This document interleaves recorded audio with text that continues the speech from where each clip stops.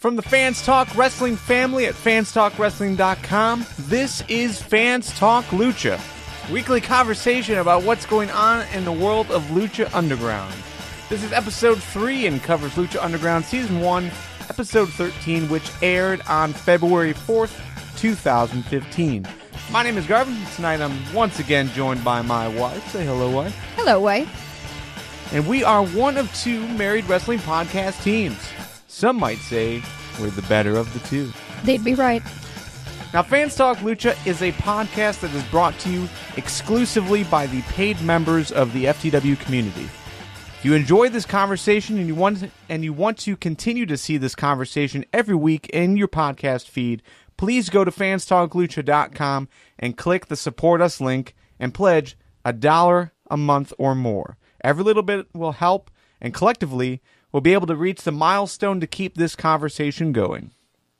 So let's start off tonight by reaching into our Saca de Correos, if you will. This is a family show, honey.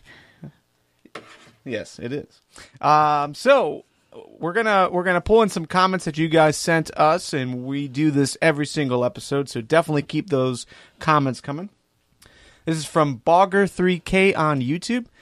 He said, "Now I completely agree the Big Rick isn't very suited there, and Cage actually worked very well. That was an amazing match." So basically, he's agreeing with us that Big Rick really doesn't seem to have any place in Lucha Underground. He just doesn't fit with the wrestling style. He doesn't fit, really at all. He's just terrible. I wouldn't say he's terrible. That's not very nice. But I think his character, he doesn't really have a character. He's a little bland.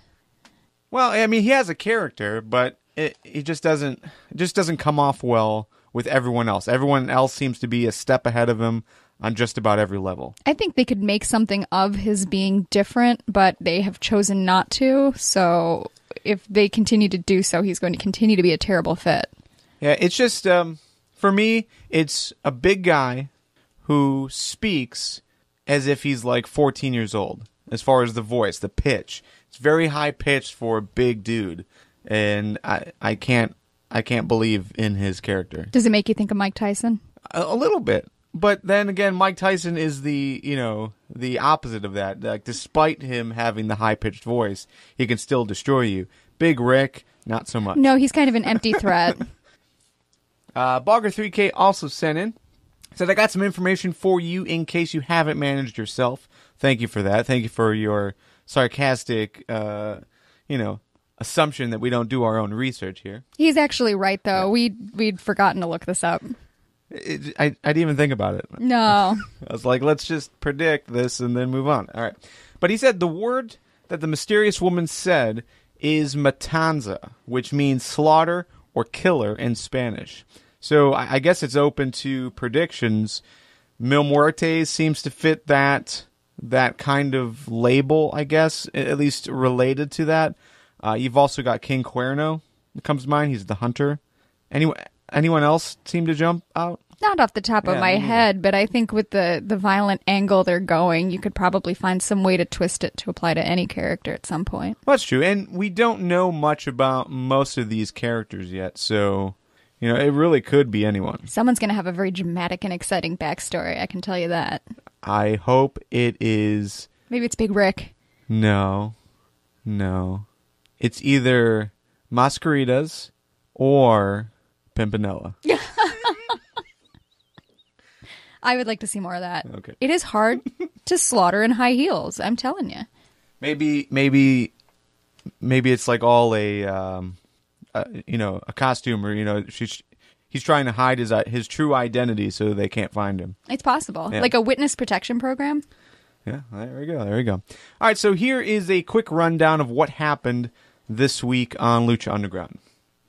First, we had the Son of Havoc with his girlfriend Ivelisse start in the ring. She is tired of reading the negative tweets about her boyfriend. Anyone who has a problem with Havoc has a problem with her. In the first match, Angelico defeated Son of Havoc via pinfall. It was a good wrestling match overall. The crowd into both sides, and after the match, Ivelisse walks out on Son of Havoc as the crowd chants, "You effed up." Backstage, Johnny Mundo is talking with Cueto. Cueto feeds him Cage. Overall, it seems to be like they're almost on friendly terms. We got a Pentagon Jr. video package to push his unique fighting style, which is a combination of lucha libre and martial arts with a focus of hand-to-hand combat. Pentagon Jr. defeated Famous B via submission. The crowd completely behind Sierra Miedo, which is surprising. The announcers also made reference to that as far as the crowd behind a guy who is technically a rudo. Backstage, Cueto is talking to the person that the mysterious woman is looking for. So obviously, Cueto was hiding the fact that he actually did know who she was looking for. Back in the ring, Drago defeated Aerostar via pinfall. After the match, they shook hands in the middle of the ring. Code of honor, definitely a sign of respect for both sides. Backstage, Katrina interrupts Phoenix's workout, kisses him, and tells him not to tell Mill or he'll bury both of them. Cage wore the broken title down to the ring for the main event. He wore it around his neck despite it not actually belonging to him. And then King Cuerno was watching the match from the rafters. Johnny Mundo defeated Cage via disqualification after Cuerno attacked Mundo. Cueto restarts the match, saying that now that he and Mundo are friends, he can't let Mundo's matches end like that, so he restarts it. Vampiro straight up called him a dick. And, Cage destroyed him. Cage defeated Mundo via pinfall. And that was pretty much the end of the show, at least we thought. But it went to a backstage segment, very quick, maybe 10, 15 seconds, where Alberto El Patron entered into Cueto's office. That was exciting because they didn't introduce him. So if you're not familiar with him, he's still a shadowy character. But if you he introduced himself. Well, it was exciting. I liked it. So overall, what did you like about this week? Well, I really liked that match between Angelico and Son of Havoc. I always thought that Son of Havoc was kind of one of your bigger dudes until I saw them standing face to face with each other. And I didn't realize how tall Angelico was. And what was nice about that was I generally don't like the punching and kicking in a match. I think it's filler. Even the best punching and kicking looks fake to me, but because of his unique body style, it was so graceful and it looked like a repertoire of moves instead of just like your standard kick. He kind of reminded me of John Cleese doing a Ministry of Silly Walks thing while he was wrestling. I really like that. Yeah, it's a little bit awkward. It's the way he goes about it feels like a slower paced version of Lucha Libre wrestler. Same style, but definitely kind of like a slower pace. It's exaggerated, though. I think that he took his non-traditional body style, in a ring with guys who are small and, they kind of have the advantage in that small ring because they have more room to flip around. And I think his exaggerated arm and leg movements worked for him instead of against him. So yeah. I liked it. I didn't think much of him before, but this match made me really take notice. Yeah, and this match also, really pointed out how if you are a good wrestler that does some really cool stuff in the ring, like Son of Havoc does, the crowd will get behind you regardless of, what alignment you are. So if you are generally, a heel for us in the U.S., at least if you come off that way, the fans will still like you if you can move with the best of them. And so Son of Havoc had a lot of people behind him this match. He really did, and he wrestled very well. I enjoy watching him wrestle. He's so light on his feet for someone who is a bigger guy. It's not something you're used to seeing. We saw some good wrestling. I liked it. Yeah, I wouldn't necessarily say Son of Havoc is a bigger guy. I mean, he's on the larger side of average, but I wouldn't say he's much bigger than the rest of the luchadors. At least not on this roster. He just seems like a big guy. I mean, I don't know who we saw him wrestle before, but compared to the other people we've seen him go up against. Well, he went up against Mascaritas. Okay, well, yes, there's that. Yeah, I mean, but, going up against Pimpinella, obviously Pimpinella was much bigger than him. It's his physique. Yeah, he's bulkier. He's got broad shoulders and a bulkier chest, and he's not whippet slim like some of these people are. All right, so let's talk about Pentagon Jr. It seems like they're really focusing more on the backstage segments or the video packages to really build him up. It seems like, I want to say this is the third time that we've got a video package to build that character. It seems like they really want this character to catch on. And overall, it seems to be working if you looked at the live crowd. Again, this is another example of if you can move with the rest of them, like a Son of Havoc can, like Pentagon Jr. is doing right now, the fans will get behind you. So obviously, Pentagon Jr. did the heel things.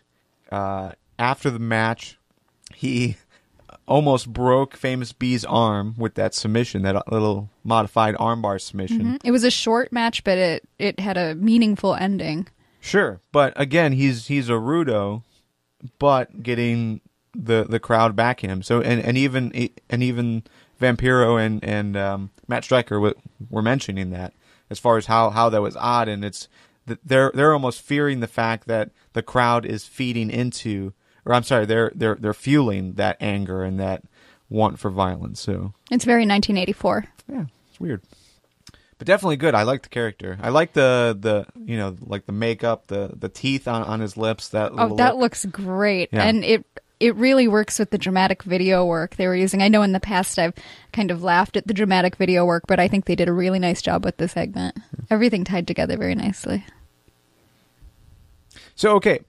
Cueto backstage seemed to be talking to quite a few people. So definitely was hiding the fact that he knew who was in reference to Matanza, who that mysterious woman was looking for, but also was seemingly trying to build other feuds. So, fixing his relationship with Johnny Mundo to get Johnny Mundo back in the ring. Just overall, do you think that the backstage segments with Cueto is too much? Are we seeing too much of him, or do you think it's all working well? The office scenes have gotten a little dry for me because pretty much he brings a guy in, gives him a pep talk, and talks about violence, and that's what we see of him. But they did a really, it was very melodramatic. A sequence where he's sitting in the hallway and it's like he's talking in a confessional. He's on a stool, and instead of a cross around his neck, he's wearing a key, and he's doing this sort of soap opera confessional style segment. And I liked it. I thought it went really well with the character.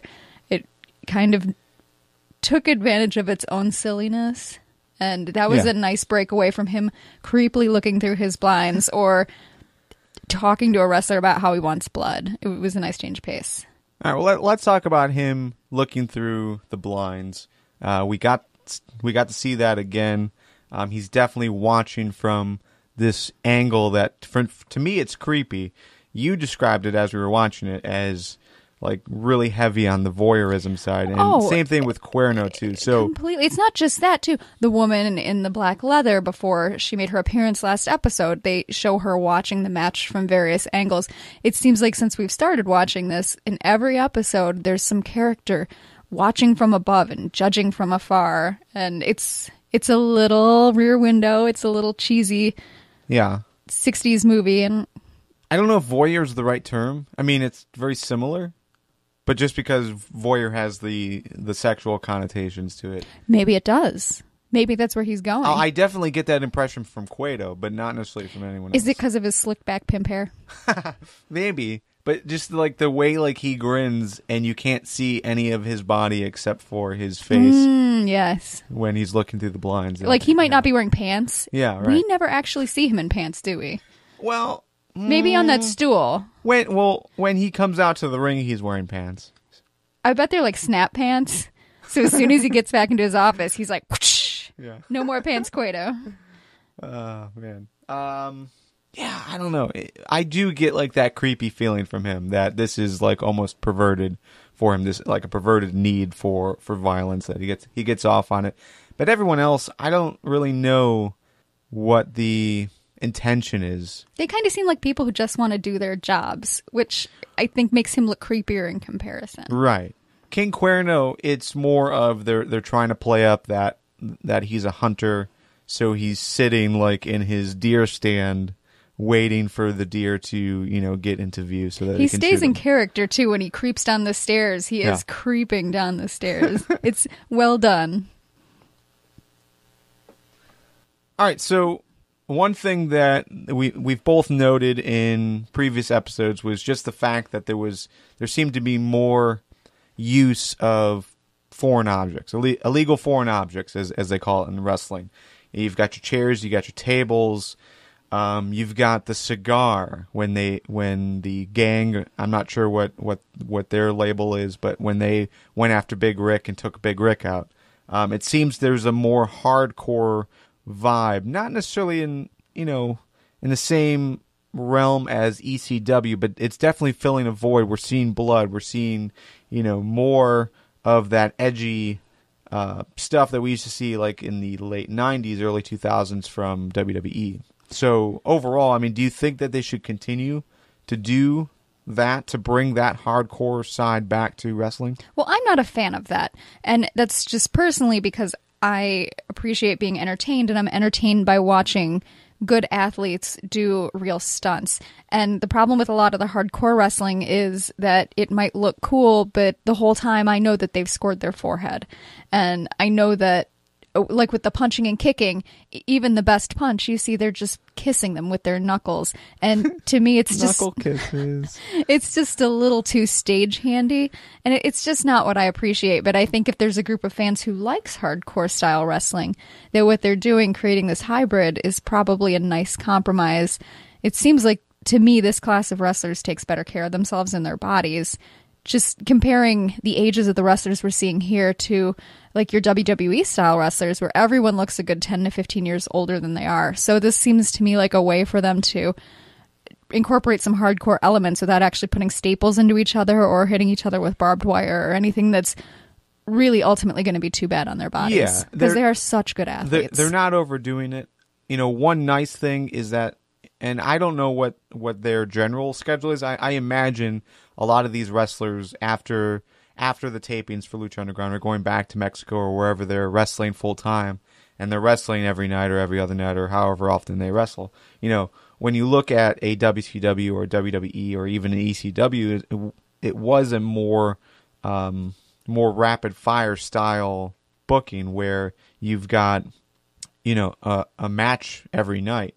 Sometimes you have two matches a night. So, that's where you have issues, is that when you're trying to wrestle so much in such a little amount of time, but then you're also trying to outdo yourself from the night before or whatever. So that's why like ECW started to get kind of too much, because it wasn't just a chair shot to prove a point like what we're getting right now. It wasn't a table, putting a guy through a table and that ends the match like we're getting with Lucha Underground. When Drago put himself through the table in the match with Cuerno, that ended the match because of how violent that was. Yes, it did. It wasn't another 10 minutes of false stops and table shots and chair shots after that. Yeah, it wasn't like 4 or 5 tables spots. It wasn't chair shot after chair shot after chair shot. No one got thrown off a ladder. So, like, I appreciate what they're doing right now.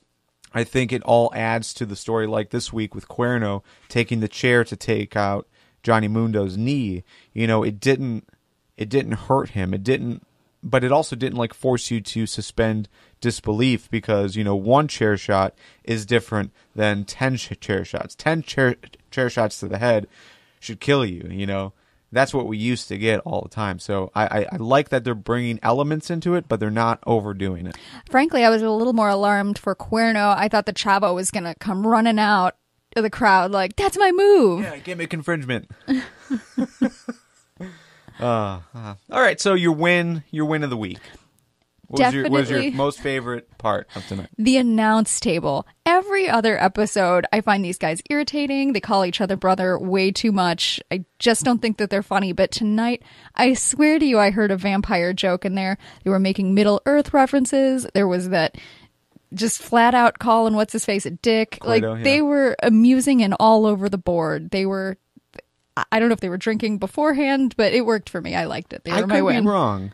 I don't think I heard either of them say brother the entire night. I started a brother count, and I got to about 3 and then got caught up in the rest of it and forgot. So they were either using it less or they were amusing enough that it didn't stick out to me. Yeah, it does seem like they're flowing a bit better, that they're, gelling. Because at times in previous episodes, it seems like they're just trying to fill in the time and unsure of what to say, especially Vampiro. Vampiro seems to be really awkward on the mic at times, but tonight this week's episode, he killed it. I think that this episode was more choreographed than most of the episodes. I noticed that some of the commentary matched up with what was about to happen in the ring, especially with the Johnny Mundo match. They knew well in advance before that announce table was charged. So I think a little better planning of the matches and who's going to end where helped them to plan their commentary a little better. Yeah, my win of the week is going to go to the crowd. The crowd was into every single match, and they added to the story. They didn't take away from the story like we see in every other TV show, every other company. It wasn't the crowd trying to take over the TV show. They were trying to add to the story that was being told. So the you effed up chant to Son of Havoc when Ivelisse walked out on him, I thought that was an awesome addition. Just how they're backing guys like Pentagon Jr. Even King Cuerno, there were some chants for him and chants against him as well. I mean, it seems like overall, the fans are into every single match, and that's nice to see. And the commentators even noted, one thing that sets this crowd apart from most crowds that we see on TV is that they're actually paying attention to what is happening in the ring, and that's a good thing. Fails. What was your least favorite moment from this week? My fail was Ivelisse. She came out with Son of Havoc and said she was going to stand by her man, and she said she was the baddest bitch in town. Yeah. Well, then 3 minutes later, she gets headbutted. No. Towards the end of the match. It was like a spear. But someone hit her in the midsection. She fell off the ring. Now, she's a wrestler. We've seen her take moves like this before. Yeah. But she flung herself off the ring and sort of moaned and rolled around on the floor like it was this big deal, then stormed off in a huff. I thought it was out of character, and I thought it was a little lame, and I thought it was a little girly, frankly. Well, definitely a little girly. I don't know if it is out of character. I mean, just looking at how they built up the start of that match, the story that they're telling, as far as Ivelisse saying, Son of Havoc doesn't suck. If you have a problem with him, you have a problem with me, kind of thing, because she doesn't date losers. But Son of Havoc lost the match, so it was almost as if she got proven wrong and stormed out because she was embarrassed. I suppose, but I still disagree with the way her character took that shot. I feel like that was a good place for her to stand up and prove that she's more than just a girlfriend, that she's a wrestler. And when I said girly before, I didn't mean that in a derogatory sense, more that it was out of character for her because she's brass and bold, and I enjoy that about her character. So when she turned around and kind of stormed off, I didn't think that fit.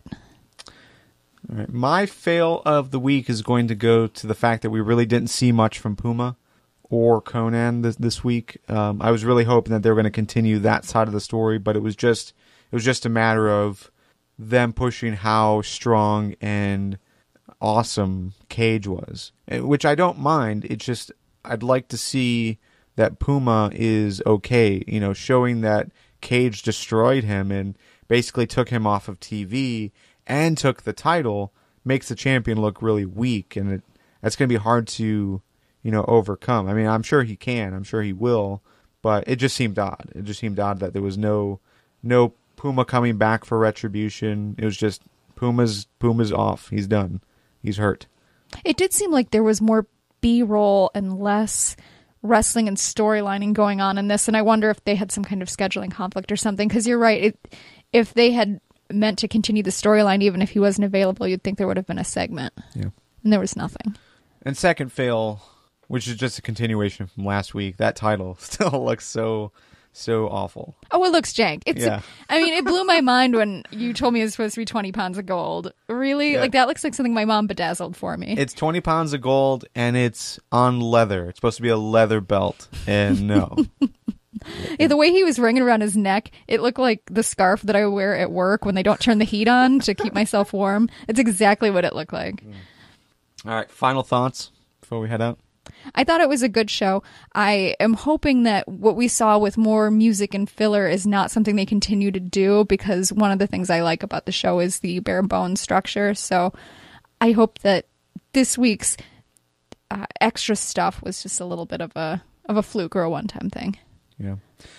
My final thoughts, I really liked this episode as well. This format is just so nice as far as it just moves so quickly. Nothing feels like filler. It's just, match after match after match, or you've got your segments in between that are telling, a compelling story that you want to see more. So, and it's just so short, an hour long. It doesn't feel like an hour long. It feels like a 15-minute show because of how fast things move and how involved, at least I am. I feel like I'm compelled. I'm really involved in what we're watching. Part of the reason for that is that the acting is pretty good. Yeah. We have seen some bad acting over the years. I am happy with what I see. There aren't too many times where I stop and think, wow, bad script. I just enjoy the characters. Yeah. All right. Well, if you like this conversation, consider supporting us by going to fanstalklucha.com and click the Support Us link. We've set a $50 a month milestone to keep Fans Talk Lucha going. If you want to see it continue, then pledge as little as $1 a month to help us reach that goal. We're only asking for $12 a year from you. And that's the show. We'll be reading and responding to your comments all day through our YouTube channel and on social media. Head on over to fanstalklucha.com for more information about us and how to get involved in the future. And you can join us throughout the week on Facebook and Google Plus as well, as we talk about the week that was in Lucha Underground. See you guys later.